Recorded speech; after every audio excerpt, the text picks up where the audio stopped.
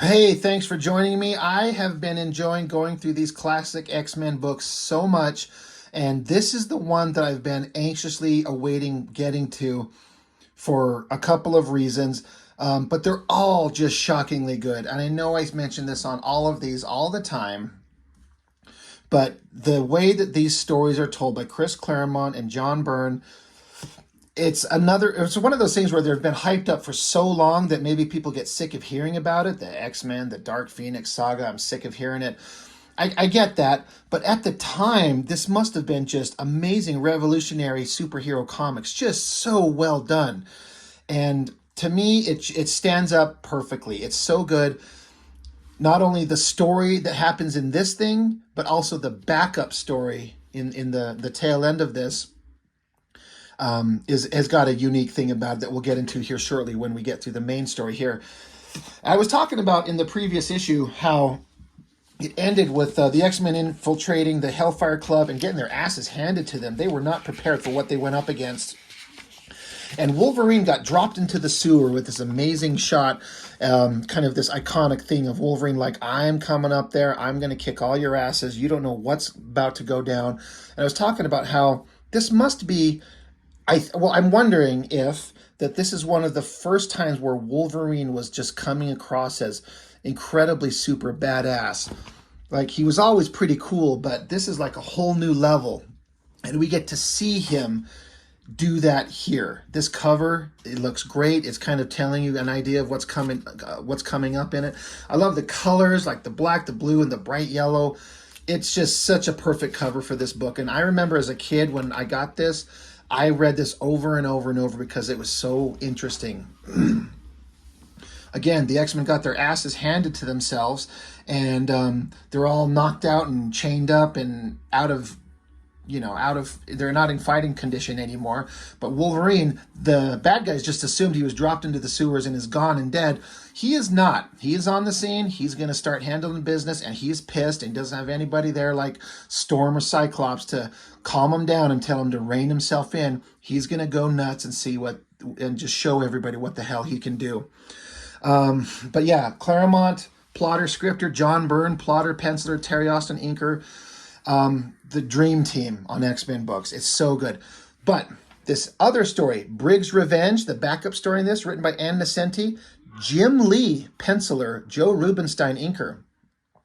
As far as I know, this might be the first time or one of the absolute very first times I ever saw Jim Lee's artwork. And I didn't know it at the time. I didn't know what a Jim Lee was. There was a point where I was not paying attention to the artists. I was just reading comics, and they were just good. And then it would be funny. I'd be reading like Uncanny X-Men. I'm like, man, it was just such a good book. And then suddenly an issue would come up and it didn't look as interesting. And so at some point I'm like, well, wait, they have credits. Who drew this? And it lists some random guy's name. And I'm like, I don't like this guy. And I go back and like, oh, there's this Jim Lee guy drawing this Uncanny X-Men. I know it sounds stupid, but for a while, I didn't pay attention to the artists. I just thought they all looked good and they were all supposed to look equally as good. I didn't pay attention to it. I wasn't reading it for the artist. I was reading it just to read a comic book. And I was having a great time. But eventually I started paying attention. And this Jim Lee guy, man, did he start standing out.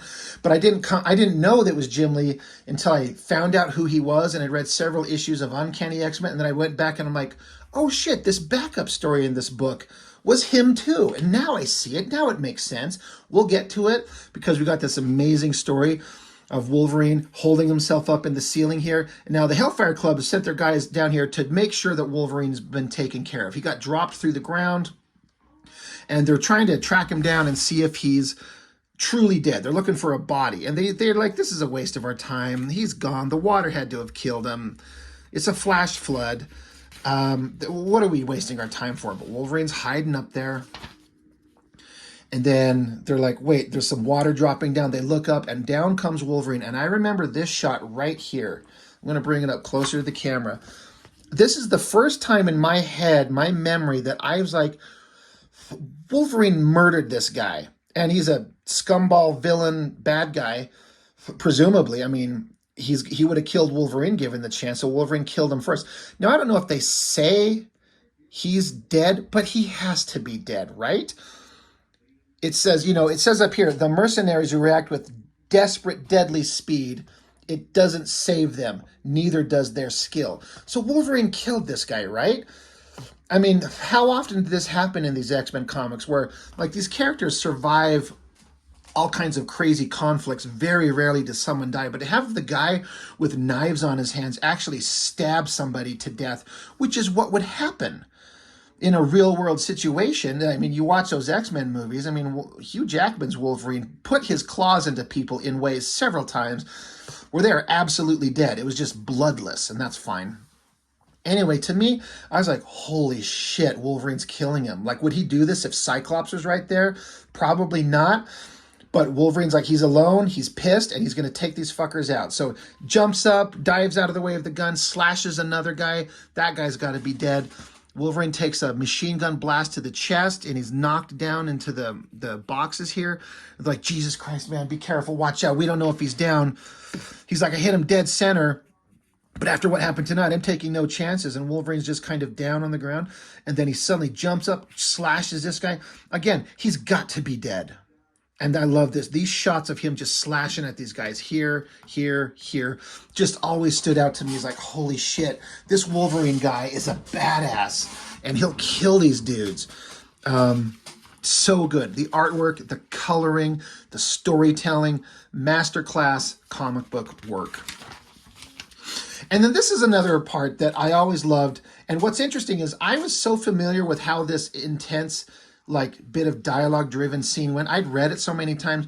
Years later, in the X-Men cartoon, the 90s era X-Men cartoon that everyone was watching and loving, they did the Dark Phoenix saga. And they followed the story pretty damn close. And they did this scene. And I remember I was watching it with my younger brother, John, who's joined me on the channel several times. He was a much younger kid at the time. And as this scene was coming up, I was saying the dialogue from the cartoon before the characters said it because they copied it almost word for word from the book into the cartoon as I remember it. And I was just saying the dialogue. And my brother's like, this is the first time this cartoon's ever been on. How the hell do you know what they're saying? I'm like, they're following the comic. Like scene for scene, line for line. Obviously, there's going to be a little bit of variation, and I haven't watched that in years, so I can't speak to how exactly accurate it was. But at the time, I was just saying this dialogue about how this soldier's like, holy shit, he's scared. And Wolverine's like, hey, bub, I know what you're thinking. He's hurt and he's 5 meters away and I got a full clip, but, you know, Wolverine is virtually indestructible. I got adamantium in me. You know, do you think you can put me down before I can get to you? And the guy just gives up and drops his gun. So I was kind of reciting this dialogue, at least paraphrasing it accurately enough to shock my brother at the time. I don't know if he remembers this, but that was fun. And that's an amazing thing that they took the cartoon and adhered to the story so good. Anyway, Wolverine's like, oh shit, he's given up. So I can't murder his ass, but he doesn't know that. So I'm going to scare him into giving up some information. Cut to back upstairs. You know, some time has passed since the last issue. The Hellfire Club, they're lined up. They got the X-Men chained up, and they're sitting there just cackling in their victory. This is a super powerful group of evil mutants. Like Shaw's incredibly powerful. You got a cyborg. You got Mastermind that can control your mind, and they control Jean Grey, Phoenix, the most powerful mutant ever. Like, this is bad. This story is like, suddenly it is kind of, my recollection of it is it lulled you into a false sense of like, oh, it's just an adventure. They're just going to find some people. They're looking to find some new mutants. They found Kitty Pryde. They found Dazzler. It's just kind of like everyday stuff with a few battles here and there. Nothing the X-Men haven't handled. But what we don't know is there's this bigger storyline that's building to that becomes the biggest storyline ever in the history of the X-Men up to this point. And we just didn't know what was coming. It just, as someone who must have been reading this in real time when it was first published, I imagine they must have been just like, holy shit, this is getting good. Like, it's always good, but it just keeps getting better and better and better. They don't miss a beat in these books. It's so good. Hellfire Club is ominous and scary, and Mastermind is making out with Jean Grey. And then you see from Jean Grey's perspective, she's totally under mind manipulation. She looks and sees the X-Men tied up, but she sees just a bunch of like criminal scum that are bad guys that deserve to be punished. And Storm tries to speak to her, tries to get her to wake up out of this fog, this mind manipulation, and she smacks her across the face because she's just completely under their control. She doesn't know what's going on. Cyclops is sitting here thinking about, he's going back in his mind to in the previous issue where him and Jean Grey are on top of this mountaintop where they were making sweet, sweet love up there. And during this, we didn't see it in the original issue last time, but we're seeing another scene that happened. And she's telling him how she's like, she just wanted to see his face. That's why she was able to hold back his powers. And she says, you know what? I want to establish a permanent rapport, a psychic bond between us. Part of me in your head, part of you in mine. I know it's asking for a lot. Total sharing, total intimacy, total trust. He's like, and she's like, I'll understand if you say no. He's like, I say yes. So he's like, I've got this psychic bond with her, that this link that she fused between our minds before all this happened. So maybe he can use this to get through to her. Nightcrawler is asking, he's trying to figure out, like, what the hell are you guys doing with this? Why did you capture us? Why are we alive? And, there's some evil conversation going on back and forth. Bad guys talking about what they do and why they're doing it. And then we go back to Muir Island with Banshee and Moira, and they're sitting here talking about the various things that are going on with the X-Men. I'm not going to get too much into it. It's all interesting. They're talking about how tough Jean Grey is and how her powers are rising so much that they don't know if she's going to be able to handle it. What happens if she loses her powers? Jean's once more tapping near infinite power levels, and there's nothing that we can do about it. It's frightening to them. Go back to Angel. He's flying around. Professor X is, he was left behind, and he's kind of lost contact with the X-Men at the Hellfire Club. He doesn't know what's going on, but all they can do is kind of sit and wait.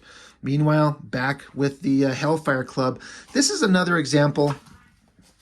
If you look at this panel, it looks amazing, but I can tell, I remember looking up some of these original pages, and there's so much more intricate detail in the line work that is lost in this crappy newsprinting. It sucks how much is lost, but if you don't know what's being lost, it still looks good. The composition is great.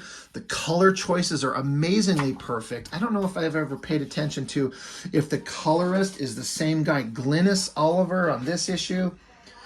Same on the previous. So hats off to the colorist using kind of the limited coloring options that they had at the time to absolutely flawless, perfect effect. Anyway, it's just the Hellfire Club. Wolverine sneaking in. He took out all those other guys. He's going to find the X-Men. He's going to free them. He's going to get them out of there. And so he's sneaking around. He's going to find his team. And everyone needs to stay out of his way. Oh, shit. Somebody snuck up behind him. He kind of lost concentration for a minute. He's got a gun to his head. Meanwhile, Jean Grey's there. And she's just like... she's lost in thought with these bad guys, and Cyclops is like, I've got to contact her. I've got to tap into that mental rapport, get into her head. And so it goes into basically, I don't know if it's the astral plane, just her there. It's like a visual representation of their psychic bond, just this white background. And so, she calls it the astral plane. He's like, I don't know what's going on, but I've got to try and reach her. And then suddenly he's in this old timey garb, Mastermind is always making everyone see them in.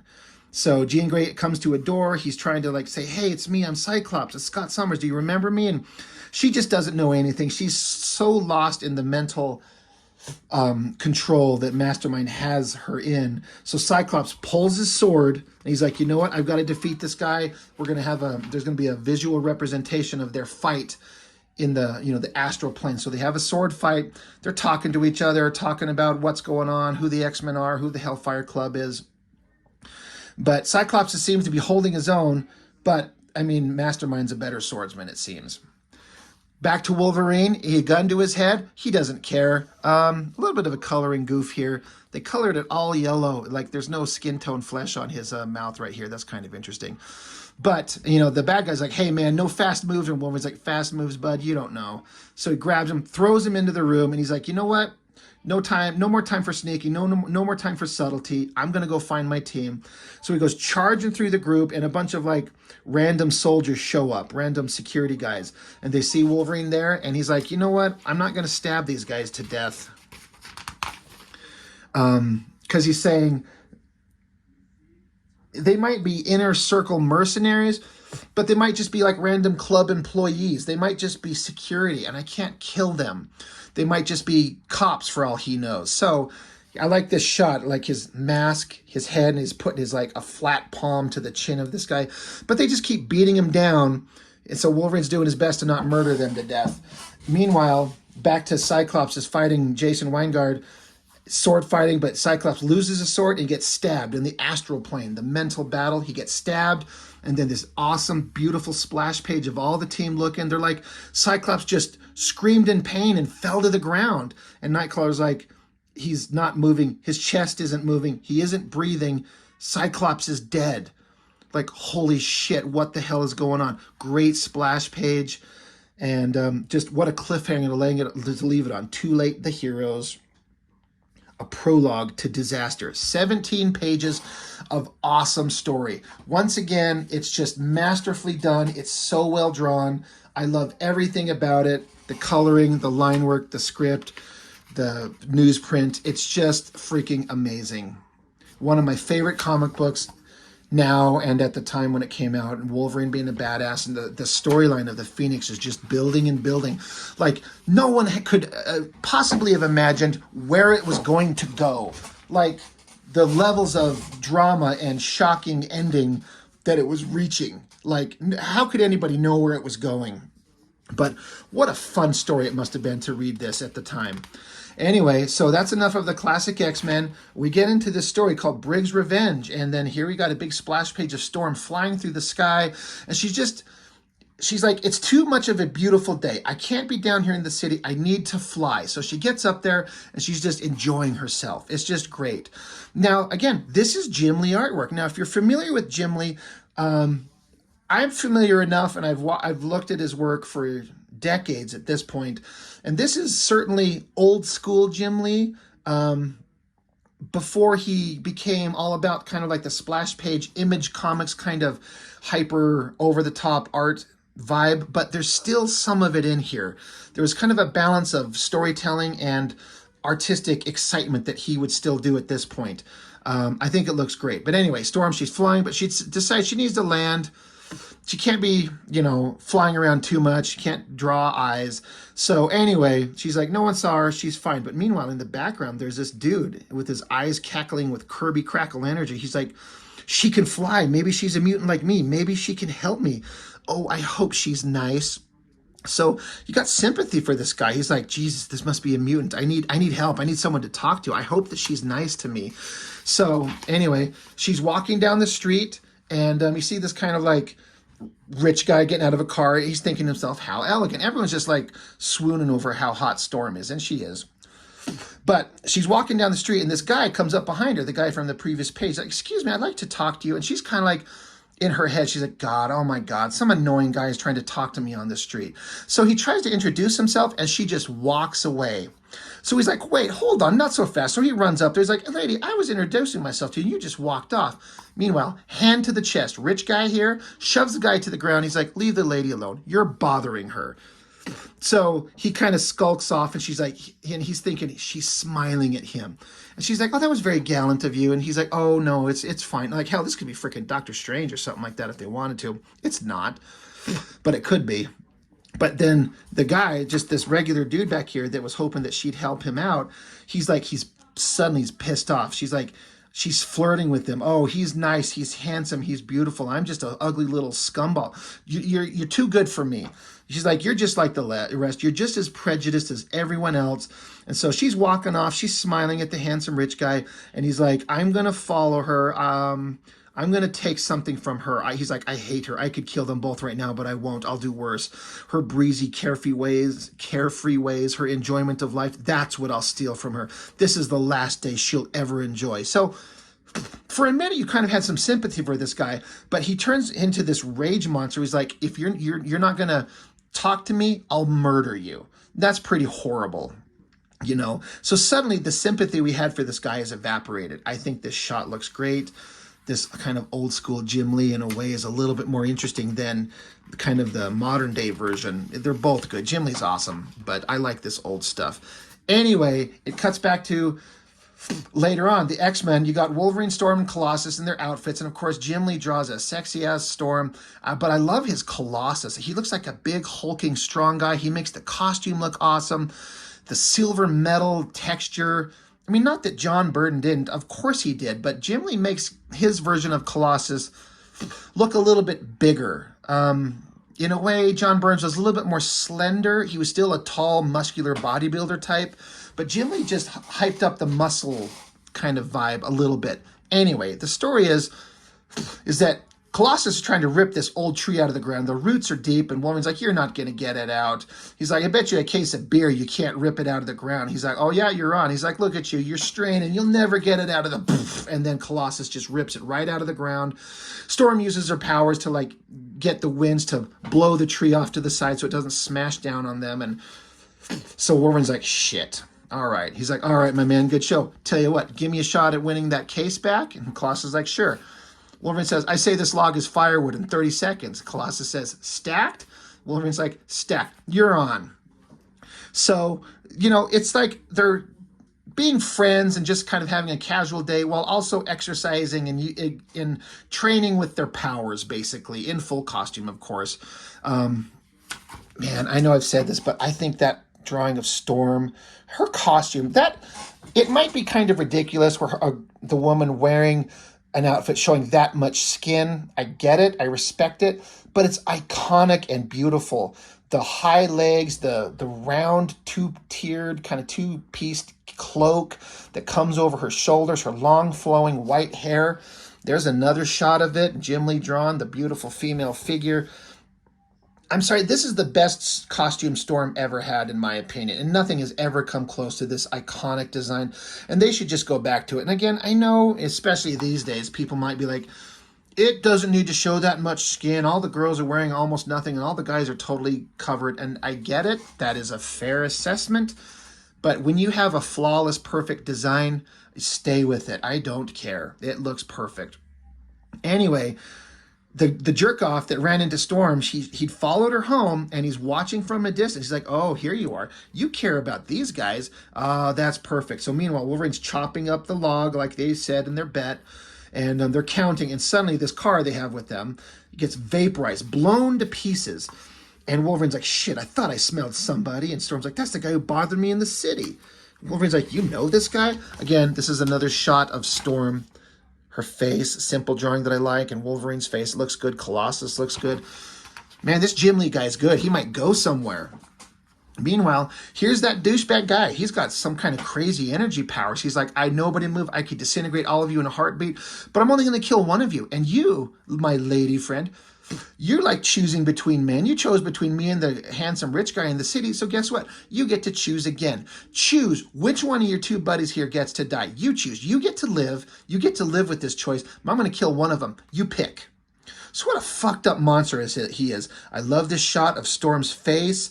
I also have to say the bright white eyes thing, this only works in the comics. I don't think it works in the movies at all. But visually, it works right here. I like this face, kind of the shadowing down the center with the bright light on one side and kind of shaded over here. Storm is like, oh, Jesus, what do I do? How can I choose? He's only given me seconds. She looks at Colossus. She's like, Peter, so sweet, so innocent. I cannot. Wolverine, what instinct should I follow? And then another great shot of her face, great lighting, and she's just going through the moral kind of question. Do I fight for the survival of the X-Men? Who's the better fighter? Who would be hurt less? Who is the better man? She's like, no, I can't think about this. This is stupid. I can't. X-Men do not make choices like this. She's like, Wolverine's lighter, faster. There's a chance he would dive away and survive such a blast. Maybe I'm issuing his death sentence, but it's my only choice. Wolverine's looking at me. He knows. So I love that. It's like she's going through all these thoughts, and she's saying like that car is vaporized, so Colossus probably wouldn't stand a blast from this guy either. But she can tell without looking at him. She's like, Wolverine's looking at her. He's like giving her the look. He's like, me, just do it. Just have him shoot at me. I love that. It's such great characterization for Wolverine and Storm, for all of them, in just a few simple pages and panels. And Ann Nocenti writing this, amazing story that she put together here. And so the guy's like, come on, don't be fickle, choose your man. And Wolverine's just kind of like, he's ready. And she says, I choose Wolverine. And he says, well, guys, you heard the lady. I love this bottom panel. These are almost silhouette, like each character is drawn in the basic shapes. A short, squat Wolverine with pointy mask and pointy boots. Storm here, she's just basically defined by just her big white hair and then the cloak hanging down and then Colossus in the background.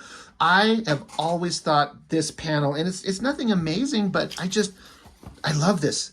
I love this shot right there so much. It looks so good. Anyway, she's like, I choose Wolverine. He's like, all right, guys, you heard the lady. Boom, big, awesome shot. Blasts at him, shreds a lot of his costume. There's some, like, it looks like those screen tones used on his body here because there's some anatomy you can see under there, but it's so dark. I think it's this news printing that kind of hides it and kind of, obscures it a little bit. But he blasts at Wolverine, and you got Wolverine down on the ground, and the guy's saying he leaped away. It looks like he needs another blast. I didn't notice for years that these two panels are two separate panels, but they're one scene. I just thought it was this panel where the guy's looking at Wolverine, and then it's just another silent panel of Storm picking herself up off the ground and Colossus grabbing the tree that they had shredded and is on the ground. But it's actually just one continuous image. It doesn't matter. It works both ways. It doesn't need to be separated at all, but it works. Colossus is picking up the tree. Now, I guess Colossus, the tree might give him a little bit of extra length to get to him quicker, to extend his reach to clock the guy. You'd think he could just run up to him and punch him in the face. But it's visually interesting to grab the tree. And again, maybe it extends his reach and saves a fraction of a second before he blasts Wolverine. Clocks him in the jaw. Now, hit hard enough, this would fucking kill a guy. You don't take a swing from a fucking tree to the face and not have every bone in your face shattered.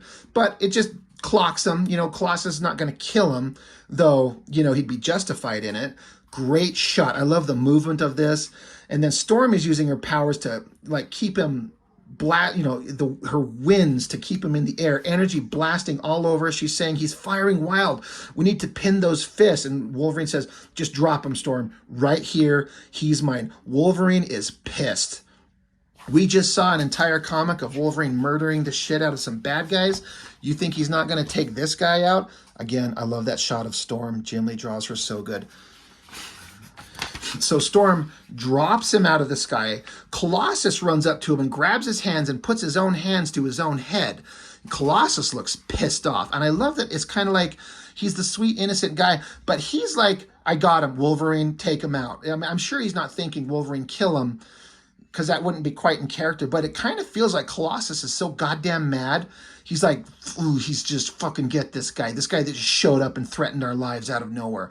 Wolverine's like, all right, now it's your turn to choose. You can die by my claws or by those own fists of yours.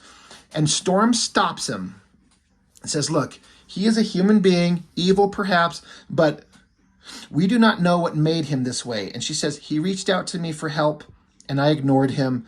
I am perhaps as guilty as wrongdoing as he. Let's bring him to the mansion. Perhaps Jean can help this sad creature. Again, I love this shot of Storm's face. It's so good. Eyes, nose, mouth. Beautiful. Absolutely beautiful. Love this shot where Storm's kind of stepping in between them and she's got her cloak separated, kind of like throwing up like a metaphorical berry. She's like, no, we're not going to kill him. Just calm down, Wolverine. So he retracts his claws and he's like, right, just get him out of my face, Colossus, before I change my mind. So Wolverine turns to go and she's like, Logan, you understand why I had to choose you, right? And he's like, yeah, good choice. And she says, Logan? And he's like, forget it. He says, I'm going to go get a beer. And Colossus is looking at Storm and she's sad. You can see this sad face here and sad here. And she feels terrible. And then the guy, he's like, looks like I won, lady friend. So some great storytelling and characterization. You know Wolverine will murder the shit out of you, but he respects Storm's wishes. She's basically second in command as far as I understand it. Cyclops is in charge and she's next in command. But even still, she's like, look, he reached out to me. I ignored him. We can't just arbitrarily kill him. And he's like, yeah, fine. That's fine. But I like how she's like, I'm trying, like, you understand, I had to choose one of you. I had to choose you. And she's like, you understand I would never do that, right? And he's like, yeah, I did, whatever, it's fine. And just, it's almost like Wolverine's resolved to this is his existence. It's always going to be violence. It's always going to be pain. And he does it willingly. He's part of the team. There's no one more loyal in the X-Men than Wolverine to the team. And he'd do it all over again. But I don't know. I interpret this as, in my head, that he's kind of pissed. He understands everything, but he's kind of pissed, and this is just what his life is. It's always been pain. It's always been struggle. It's always been confusion. But he knows where he stands, and this is just his life, and this is just what it is. And Storm is very upset by it. And that's it. That's the end of the story. A lot of great characterization. So well written, so well drawn by Jim Lee, old school Jim Lee. I also always super love this black and white drawing of Freddy Krueger here. I don't know who drew this, but God, is that awesome looking. I loved seeing it in black and white. This is kind of a revelation to me. I always say I see comics in color, but this black and white drawing. Anyway, this issue is one of my favorite comic books of all time. The buildup of the previous issues, the focus on Wolverine, the backup story drawn by Jim Lee with great characterization. It's just an amazing bit of work, and I love it, and I think it's perfect. There's nothing more that could be done to make it better. So I guess that's all I've got for now. I love these books. I can't wait to keep going through the classic X-Men. They're so perfect. They're so good. So that's all I've got for now. Thank you for joining me as always, and I'll see you on the next one.